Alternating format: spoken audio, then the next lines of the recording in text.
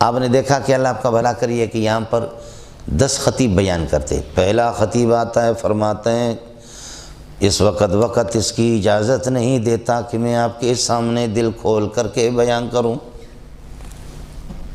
وقت میں اس کی گنجائش نہیں ہے. میں چاہتا ہوں کہ ہمارے بعد حضرت مولانا فضل الرحمان آ جائے، کھل کر کے بات کرے. باخر دعوانا الحمدللہ.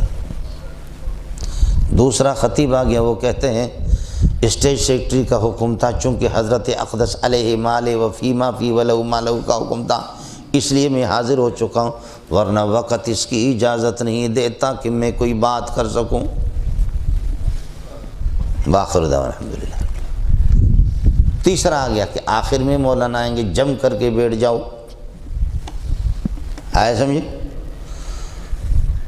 ٹھیک انشاءاللہ 12 بجے مولانا کا بیان ہوگا. پتہ چلا کہ مولانا ہے ہی نہیں کراچی میں، آیا ہی نہیں. تو اب یہ لوگ مصدق ہو گئے یا مکذب ہو گئے؟ بولو. ان کی تکذیب خود انہوں نے اپنے آپ. اور اگر مولانا آ گیا تو مولانا مصدق ہے، یہ مصدق بنیں گے، مولانا کی تصدیق کرے گا. انہوں نے جو کچھ کہا تھا وہ بھی. اس لیے سابق انبیاء نے آخری کتاب آخری نبی کی خبر دی. آخری نبی بھی مصدق ہے، ان کی کتابیں ان کی کتابوں کے مصدق. آپ کو مسئلہ سمجھ میں آ گیا؟